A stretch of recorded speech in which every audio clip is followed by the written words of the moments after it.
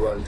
আজকে আমরা জানবো কিভাবে গুগল ফর্ম তৈরি করতে হয়। আমরা জানি যে অনেকে এখন দেখা যাচ্ছে অফিসিয়ালি সকলের ডাটাগুলো একসাথে একটা একটা ফাইল করে নিতে হয়, বা অনেক সময় অফিসিয়ালি অনেক রকম কাজের জন্য কিন্তু ফাইল সকলের ফাইল কিন্তু একসাথে করে প্রয়োজন হয়, সকলের ডেটা প্রয়োজন হয়। তো সেই ডাটাগুলো আমরা গুগল ফর্মের মাধ্যমে কিন্তু কালেকশন করে থাকি। তো এই গুগল ফর্মের মাধ্যমে যে কালেকশন করে থাকি সেটাকে কিভাবে করতে হয় সেটাই আমরা আজকে শিখবো, যে কিভাবে ফর্মটাকে তৈরি করতে হয়। তো সেটা করার জন্য আমাকে যে কোনো একটি মেইল অবশ্যই বাধ্যতামূলক থাকতে হবে, ইমেল অ্যাড্রেস। তো আমি এখান থেকে একটা র্যান্ডম ইমেল অ্যাড্রেস কালেক্ট করে নিলাম। আমার এই অলরেডি একটা ইমেল অ্যাড্রেস আছে, সেটা আমি ব্যবহার করছি এখানে। তো এখন আমরা আগে মেইলে চলে যাব, এন্ড দেন আমরা এখান থেকে একটা কাজ করতে হবে যে আমাদের ড্রাইভারে যেতে হবে।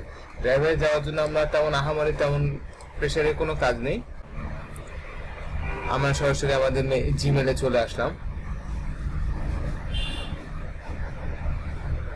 তো জিমেলে আসার পর আমরা আমাদের জিমেলটাকে দেখতে পাচ্ছি। তো জিমেলে আসতে পারে, এরপরে আমাদের আরেকটা কাজ করতে হবে। আমাদের এই জিমেলটা যেটা দেখতে পাচ্ছেন, এই জিমেলটার ড্রাইভারে আমাদের যেতে হবে। তো আমাদের জিমেল যেহেতু এটা লগইন আছে, তো আমরা এটা ড্রাইভারে সরাসরি চলে যাব। এটা ড্রাইভার যাওয়ার জন্য আমরা এখান থেকে লিঙ্কে গিয়ে সরাসরি ড্রাইভার লিখলেও চলে আসবে, কিন্তু আমি এখানে যাব। এখানে গিয়ে সরাসরি এখানে ড্রাইভার দেখতে পাচ্ছি, এই ড্রাইভারে ক্লিক করব। ড্রাইভারে ক্লিক করছি, দেখেন আমার এখানে পাশে একটি extra page, pop up page open হয়ে গেছে। তো এটাই আমার ড্রাইভার। তো ড্রাইভার থেকে যাওয়ার পর তেমন কষ্টের কিছু করতে হবে না। এখানে জাস্ট আসার পরে নিউ অপশনে ক্লিক করতে হবে। নিউ অপশনে ক্লিক করার পর দেখতে পাচ্ছি যে গুগল ফর্ম আমরা দেখতে পাচ্ছি। মোর অপশনে দেখতে পাবো যে বাকি কিছু দেখা যাচ্ছে, আমরা এখান থেকে কি কি কাজ করতে পারবো। তো আমরা সরাসরি এই গুগল ফর্মে ক্লিক করব। গুগল ফর্মে ক্লিক করার পর কিন্তু আপনার সামনে ঠিক এরকম একটি পেজ ওপেন হবে। এটাই কিন্তু আপনার গুগল ফর্ম। এই গুগল ফর্মে আপনি যা লিখবেন, যেই সকল প্রশ্নগুলো আপনি এখানে তৈরি করবেন, সেই সকল প্রশ্নগুলো দিয়েই কিন্তু আপনার জন্য একটি ফর্ম তৈরি হবে। তো এই ফর্মটি তৈরি করার জন্য আমরা র্যান্ডমলি এখান থেকে এই যে কোশ্চেন দেখতে পাচ্ছি, এখানে আমাদের হেডলাইন দেখা যাচ্ছে। তো আমরা এখান থেকে হেডলাইন দিতে পারি ডাটা ফর্ম লিখতে পারি। এখানে চাইলে আমরা বাংলাও লিখতে পারি। বাংলা দিলাম, বিবরণ দিলাম আমরা, বা যে কোনো একটা কিছু আপনার যে হেডলাইনটা প্রয়োজন হবে সেটা আপনি ব্যবহার করতে পারেন। তো এরপরে আমরা দেখতে পাচ্ছি যে কোশ্চেন, আর এখানে রেসপন্স, সেটিংস। আমরা সেটিংসে দেখতে পাচ্ছি কি কি আছে, এগুলো আমরা দেখে নিব। আমাদের ডিফল্ট ফন্ট হিসেবে কি কি আছে, বা চাইলে আপনি এগুলো একটু চেঞ্জ করে নিতে পারেন। আবার এখানে দেখতে পাচ্ছি কিছু রেসপন্স। আমরা এখান থেকে আর তেমন কিছু চেঞ্জেস করব না। তো আমরা এখান থেকে যাব এখন র্যান্ডম কিছু প্রশ্ন তৈরি করব। তো প্রশ্নের ধরন যদি বলি, আমি যদি এখন বাংলা লিখতে চাই, বাংলা লিখে দিতে পারি। দিলাম নাম। তো নাম দেওয়ার পর এখানে আমরা দেখতে পাচ্ছি যে মাল্টিপল চয়েস আছে। এই যে এখানে একটা অপশন দেখতে পাচ্ছেন, চয়েস, মাল্টিপল চয়েস অপশন দেখা যাচ্ছে। এখান থেকে আমরা যেহেতু কোনো সিলেকশন অপশন জাতীয় কোনো কিছু লিখবো না, তাই আমরা এখানে মাল্টিপলটা দিব না। তাই আমরা এইটা দিচ্ছি শর্ট অ্যান্সার। এখানে নামটা লিখে দিবে। তারপরে এরপর যদি আমাদের আরো প্রয়োজন হয়, আমরা এখান থেকে প্লাস করব। যতবার প্লাস করবো ততবার আমাদের বাড়বে, একের পর এক অনেক প্রশ্ন বাড়বে। এখন আমি দিলাম যদি পিতার নাম দিলাম। তো এটাকে আমি শর্ট অ্যান্সার দিতে পারি, এটাকে আমি শর্ট অ্যান্সার রাখবো। ঠিক আছে। আবার এখানে যদি দেখি যে এরকম ভাবে আমরা যদি দেখি যে যিনি ফর্মটা ফিল আপ করছে তার জেন্ডার যদি আমরা এখানে দেখাতে চাই বা লিঙ্গ দেখাতে চাই, সে কোন লিঙ্গ, এখানে আমরা চুজ অপশন ক্লিক করতে পারবো। এই যেমন ধরেন এই যে চুজ বক্স, এটাতে ক্লিক করা যাবে, এরকম সিস্টেমে দেওয়া যাবে। তো আমরা এখানে প্লাস করলাম, এখানে দিলাম লিঙ্গ। আমি এখানে বাংলা ফর্মটাকে ফিল আপ করছি, আপনি চাইলে বাংলা বা ইংরেজি যেটা আপনার ইচ্ছা সেটা আপনি করতে পারেন। আমি চুজ বক্স ক্লিক করলাম। চুজ বক্স ক্লিক করার পর দেখতে পাচ্ছেন এখানে আমাকে দেখাচ্ছে পুরুষ। এখানে আমি ক্লিক করলাম, দ্বিতীয়বার চলে আসলো এখানে মহিলা।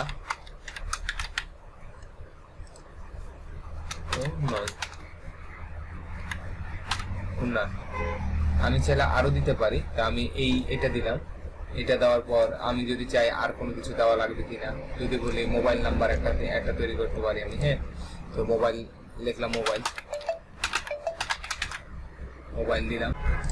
এটাকে আমি আবার শর্ট অ্যান্সার নিয়ে আসলাম। তো আমি যদি চাই এখানে ছবি অ্যাড করার জন্য বা প্রত্যেক যেই সকল ব্যক্তি প্রত্যেকের আমার ডাটা নিতে হবে এবং সাথে তার ছবিও আমার প্রয়োজন হবে, সেক্ষেত্রে যদি আমি ছবি নিতে চাই সেক্ষেত্রে আমাকে এখান থেকে দেখতে পাচ্ছি আমরা কোনটা নিতে পারি যে আপলোড। এই আপলোড অপশনটাকে আমাদের নিতে হবে। আপলোড অপশনটার মাধ্যমে আমি যে কোনো রকম ডাটা আমি এখানে নিতে পারবো। ওই যার থেকে আমি ফর্মটা নিচ্ছি তার থেকে আমি যে কোনো রকম ডাটা আমি নিতে পারবো। ধরে নিই কন্টিনিউ করে দিলাম। তো ধরে নিই এখানে আমার প্রয়োজন হবে ছবি, আমি ছবি লিখলাম, ব্র্যাকেট দিয়ে পাসপোর্ট লিখে দিলাম বা পিপি লিখে দিলাম, পিপি দিয়ে দিলাম বা এখানে লিখে দিলাম পাসপোর্ট সাইজ।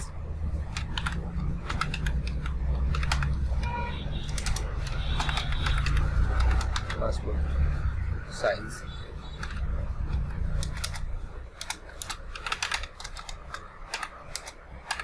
পাসপোর্ট সাইজ লিখে দিলাম।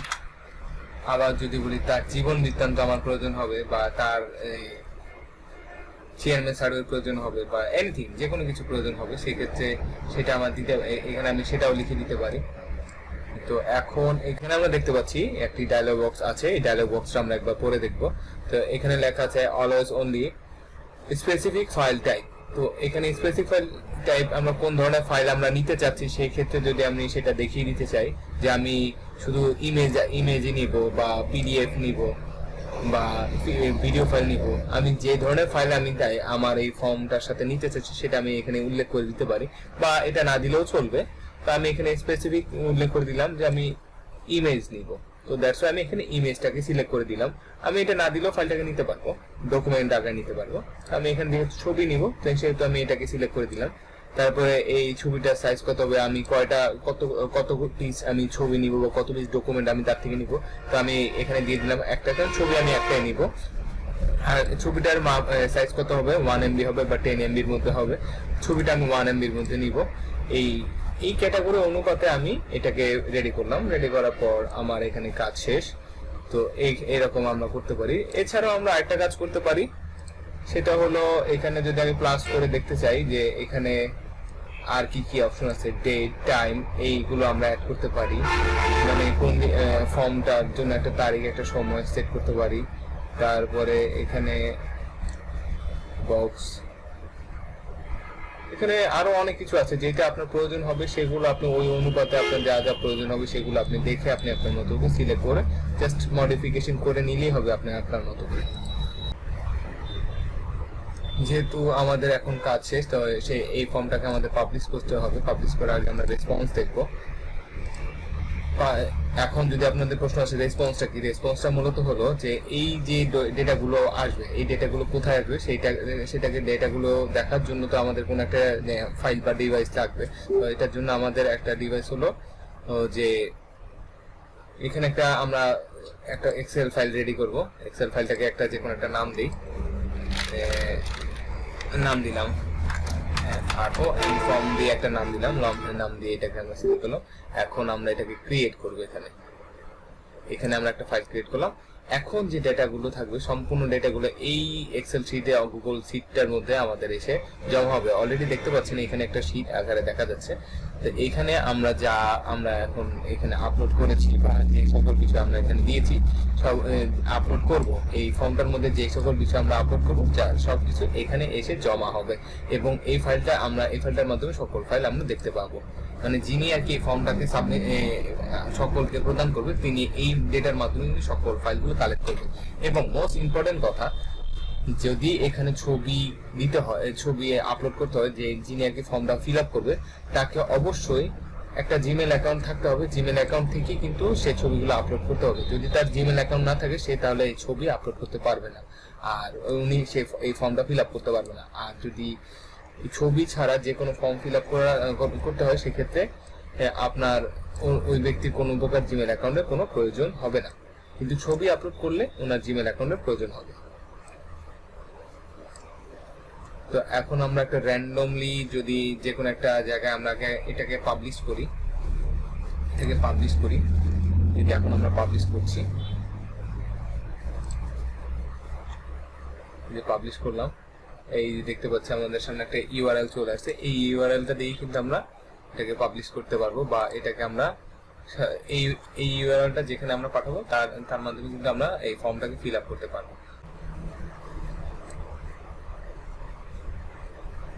এখন যদি আমরা এটাকে এখানে এসে যদি একটা নতুন পেজে যদি আমরা এখানে লগ ইন করি, দেখতে পাচ্ছেন আমাদের সামনে ওই লিঙ্কটি দেওয়ার পরে কিন্তু ফর্মটি চলে এসেছে। তো আমি এখান থেকে ফর্মটি চাইলে আপলোড করতে পারি।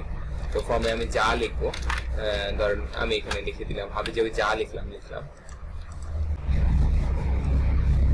এখন এখানে আমি একটা ছবি আপলোড করে দিতে পারি। অবশ্যই আমাকে এখানে বলছে যে ড্রাইভার থেকে আপলোড করতে পারি বা ব্রাউজার থেকে গিয়ে আমি আপলোড করতে পারি। আমি এখান থেকে র্যান্ডম একটি ছবি নিয়ে আপলোড করে দিই। র্যান্ডম এই ছবিটা নিয়ে আপলোড করে দিলাম, আপলোড হয়ে গেছে। তো আমি যদি এটাকে এখন সাবমিট করি, তো দেখতে পাবেন এটা এখন সাবমিট হয়ে যাবে। এন্ড দেন এই যে অপশনটা দেখতে পাচ্ছেন, এই শীটটাতে যদি আমরা একবার রিলোড করি, রিলোড করা লাগবে না, অলরেডি চলে এসেছে, অলরেডি এখানে চলে এসেছে। আমরা দেখতে পাচ্ছি যে সকল ডেটা কিন্তু এখানে দেখাচ্ছে। আর এই যে ড্রাইভারটা দেখতে পাচ্ছেন, এই ড্রাইভারের মাধ্যমে কিন্তু ওনার যে ছবিটা আছে সেই ছবিটা কিন্তু আমরা পেয়ে যাবো। এখন যদি এটাতে আমরা যদি ক্লিক করি, দেখতে পাচ্ছে আমরা এই ছবিটি চলে এসেছে। এই ছবিটা নিয়ে এরকম ভাবে আমরা সকল ডেটা কালেক্ট করতে পারবো। কিন্তু অবশ্যই খেয়াল রাখতে হবে, ছবি আপলোড করতে হলে তার অবশ্যই জিমেল অ্যাকাউন্ট থাকতে হবে। আর যদি ছবি ছাড়া হয় তাহলে জিমেল অ্যাকাউন্ট ছাড়াই ফর্ম ফিল আপ করা যাবে। কিন্তু যদি ছবি সহ ফর্ম ফিল আপ করতে হয়, অবশ্যই যিনি ফর্ম ফিল আপ করবে তার জিমেল অ্যাকাউন্ট থাকতে হবে। তো আজকের জন্য এইটুকুই, দেখা হবে আবার নতুন কোনো ভিডিওয়ে, নতুন কোনো টিউটোরিয়ালে। আমার ভিডিওটি যদি ভালো লেগে থাকে অবশ্যই আমার চ্যানেলটিকে সাবস্ক্রাইব করে যাবেন। আর ভিডিওটি ভালো লেগে থাকলে অবশ্যই আমার ভিডিওতে একটি লাইক দিয়ে যাবেন। কোনো প্রশ্ন থেকে থাকলে অবশ্যই আমাকে কমেন্ট করবেন। আমি যথাসম্ভব চেষ্টা করব আপনাদের কমেন্টের রিপ্লাই দেওয়ার জন্য। ধন্যবাদ আপনাকে।